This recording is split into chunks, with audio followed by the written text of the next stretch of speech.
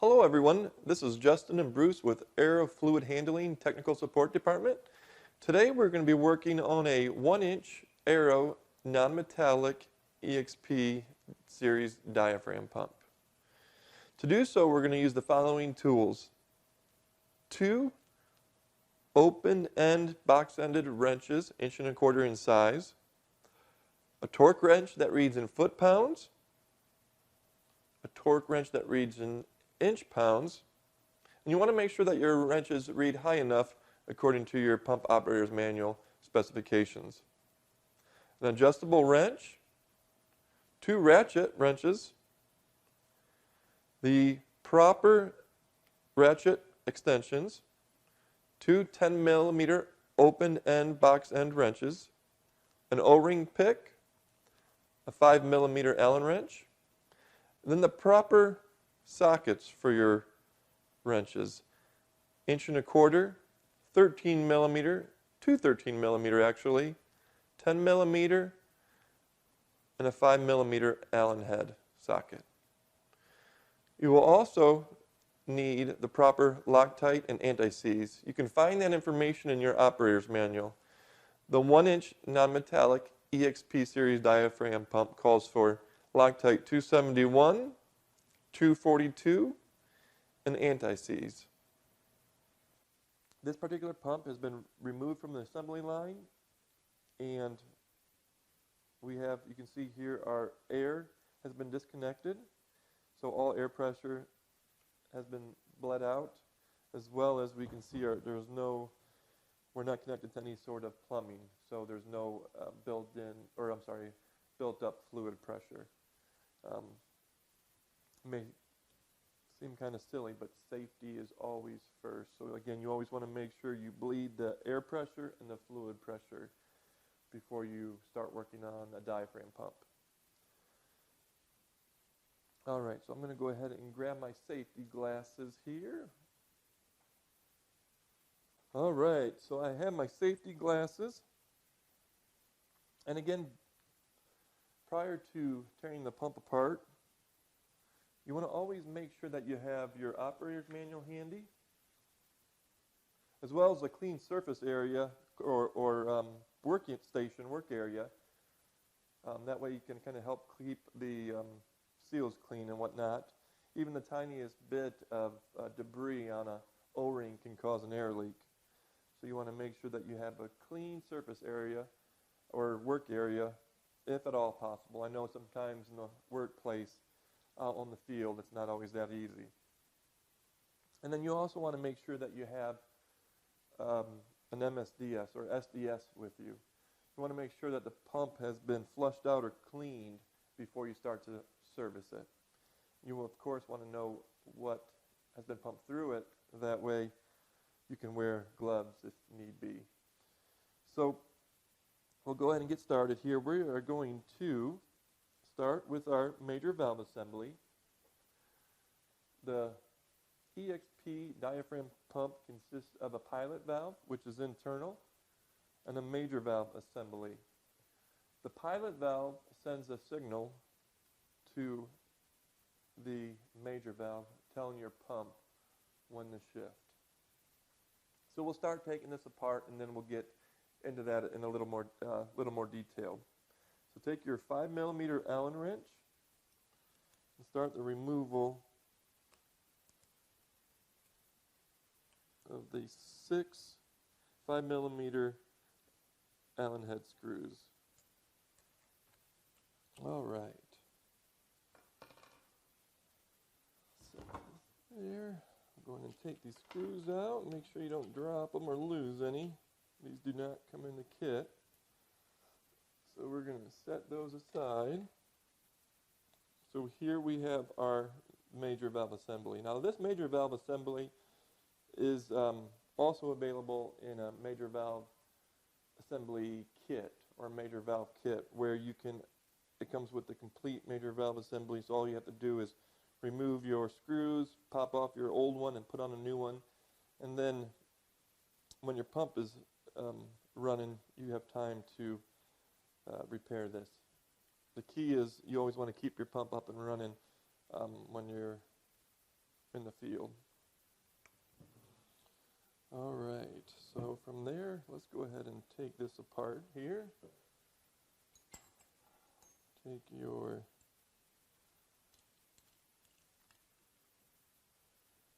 two 10mm open end box end, or I'm sorry, opened your box wrenches.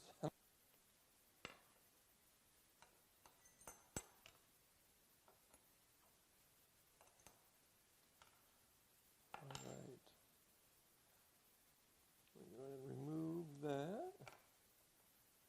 And here we have our, oops, one more here. Take a small flathead screwdriver or some type of pick. You can see here there is actually there's a plastic insert that snaps in place here. We just want to get that out. There we go. There's also another one on this side that holds your D valve and your plate insert in place.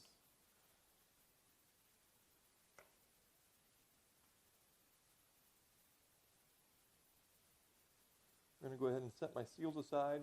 All of the seals come in the air motor kit, again 637397 for this model. So we are going to dispose of these properly.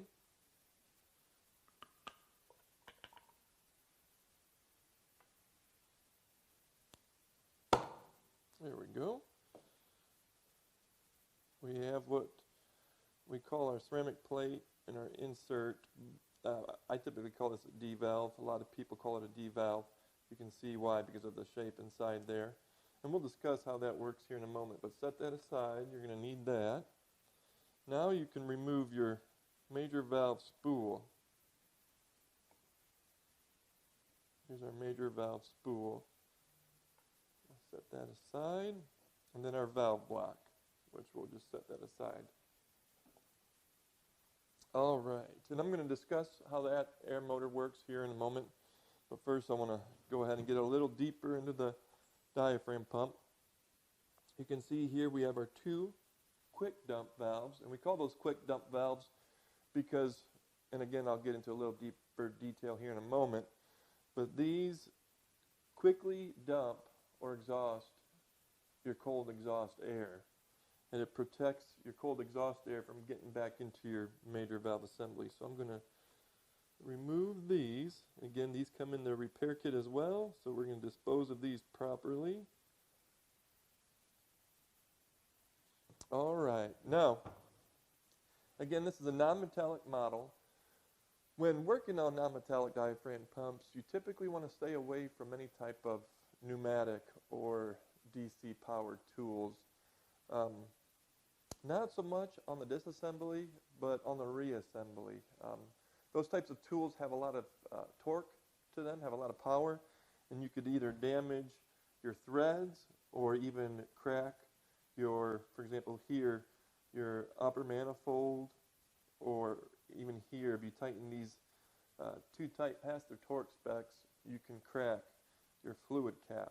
So you always, when working with non-metallic diaphragm pumps, want to use just your basic hand tools. So we're going to go ahead and grab our wrench here with our 13mm socket, as well as our extension.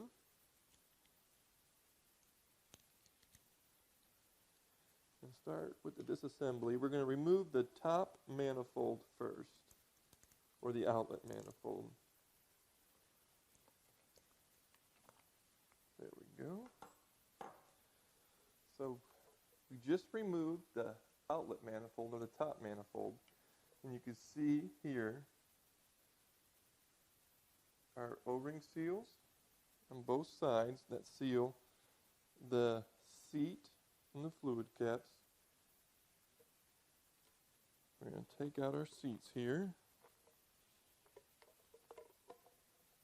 We have our polypropylene seat, our santoprene ball, and then also on the other side we'll remove our seat, our santoprene ball,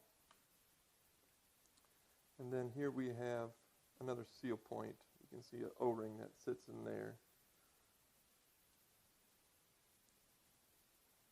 That seals. These two O-rings here and here, they seal your point here and here.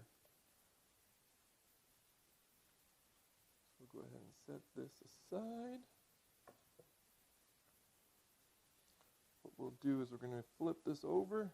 We're going to remove the bottom manifold, or the inlet manifold. There we go. Now if you notice, we have our bottom manifold here. And again, I probably should have told you prior to disassembly, and pop those out. We have our bottom ball and seat.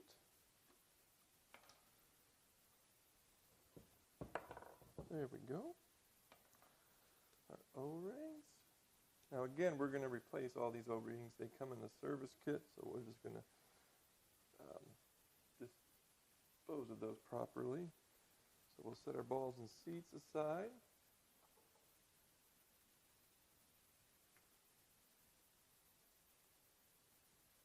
You can see here on the bottom ball and seat, the ball and seat actually sit inside the fluid cap. On each fluid cap, you can see there's an arrow that points up, and that's the direction of flow. You always want to make sure upon reassembly that that arrow is pointing up.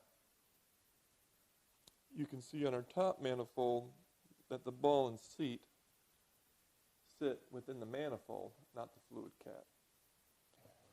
So we removed our major valve assembly, our inlet and outlet manifolds.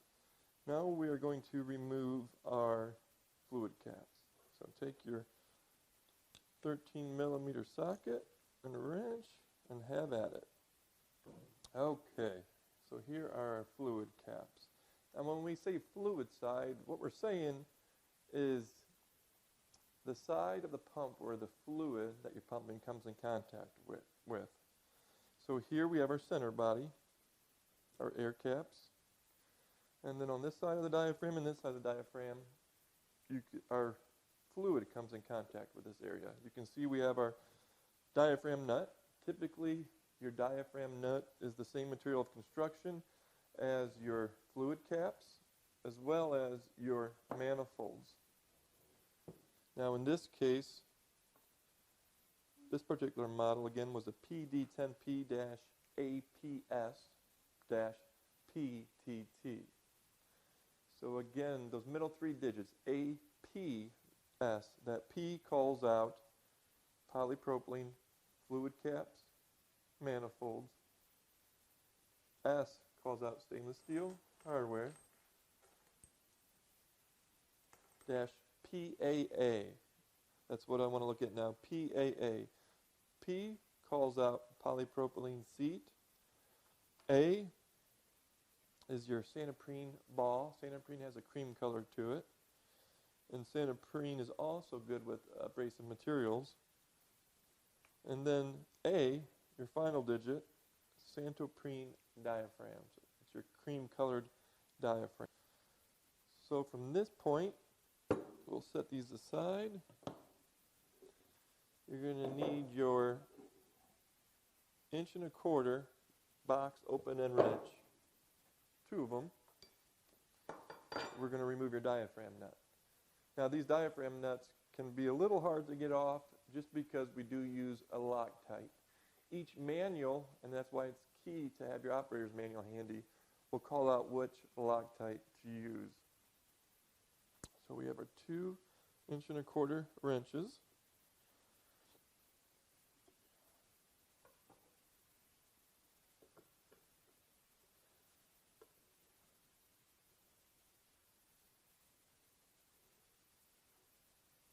Yep, I'm going to actually twist this around so I'm not fighting against myself.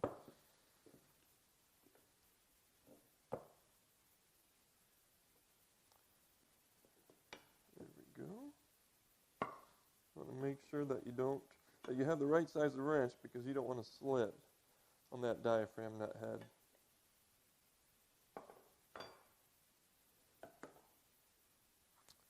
Okay, so we removed our Santoprene diaphragm. You can see here on the air side, you have your diaphragm washer.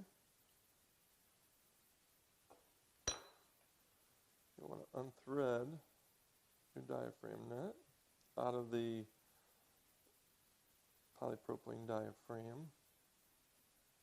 Once you get that unthreaded, you can see here on your diaphragm, this is a Santoprene diaphragm, and it may not be like this on all models, but in this case, you can see it has a molded O-ring there, which seals here on your diaphragm nut. And then on the air side, you have a molded O-ring as well, which seals your backup washer.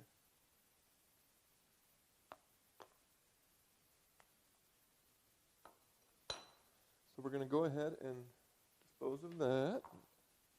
You're going to want to remove both sides. So go ahead and grab an adjustable wrench. You can see on your diaphragm rod, you do have wrench flats. You want to hold it there. Take your 1 1/4 wrench.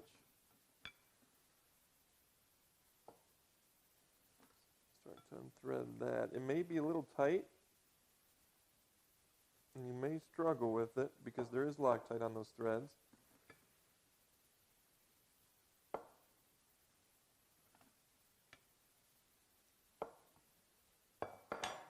There we go.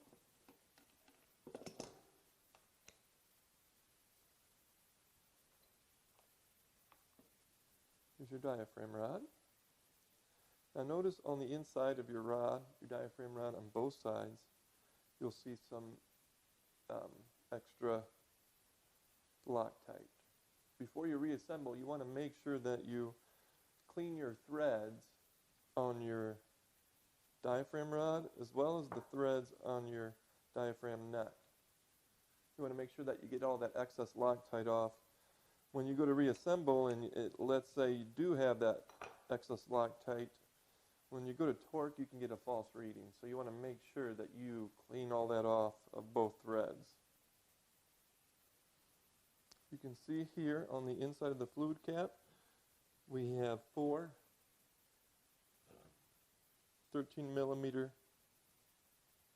bolts. So we're going to grab our 2, and you actually have them on the other side as well. So we're going to grab our wrenches with our 13mm sockets.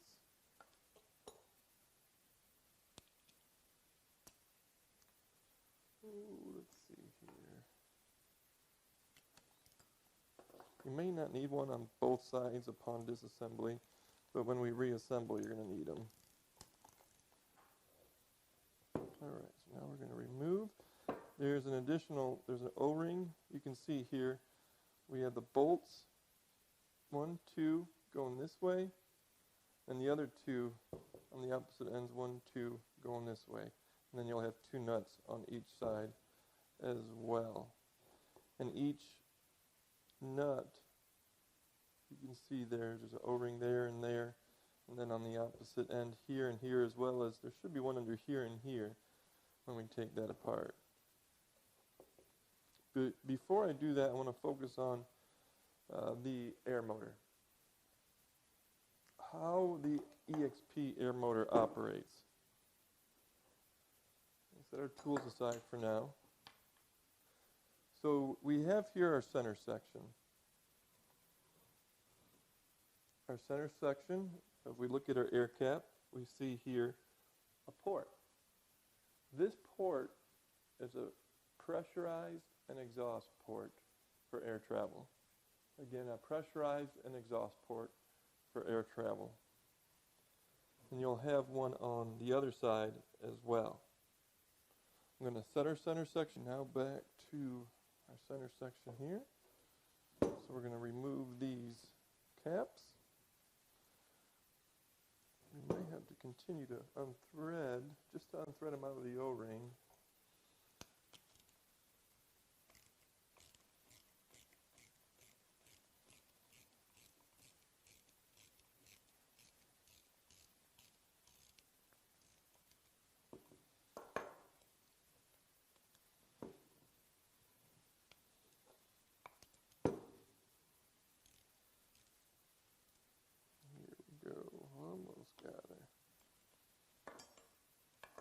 You can see here we do have an O-ring on this side.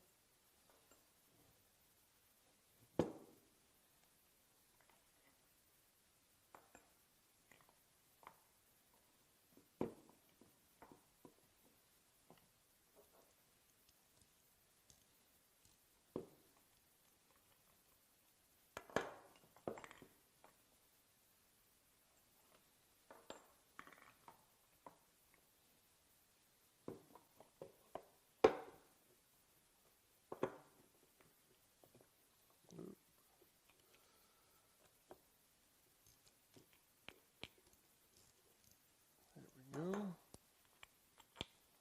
We have our air cap, our bushing, in which the diaphragm rod travels through.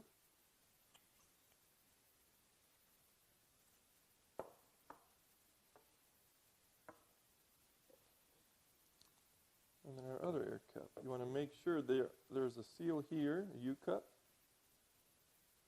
Make sure you remove that, dispose of it. We're going to replace those, and those are included in the kit. Now you can see here, these two components, they may look similar, but they're actually two separate components.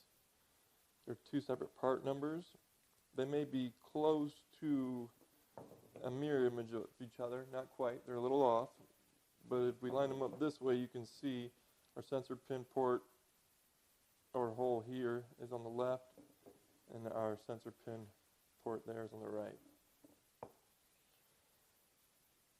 Go ahead and remove, actually this gasket here, I'm sorry, this O-ring just came out of there. We're going to replace those. Oops, I got it in there. This is where the O-ring pit comes in handy, but you want to be careful not to, whoops, cut yourself or stab yourself. There we go.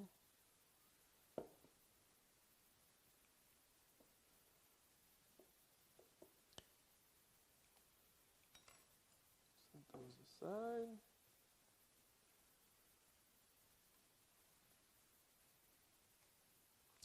And now you see here our pilot valve rides internally there. The best way to do this, the spool itself will only come out one way, so I just give it a little knock that way, or there we go. Now you can see our pilot valve spool. Now this pilot valve does come, I'm sorry, these O-rings and U-cup do come pre-installed on the pilot valve spool, and that is included in your air section repair kit. And here you have your sensor pins. You want to make sure that you save your sensor pins, and you can see these sensor pins are pretty robust and hold up well. Remove your O-rings, your seals here and here. These are included in the kit, and we're going to replace those. Set that aside. You could just take like a blunt object and kind of push that other one out. But you want to be careful. Take that sensor pin. Set those aside. Remove your seals. Save that. I'll dispose of these.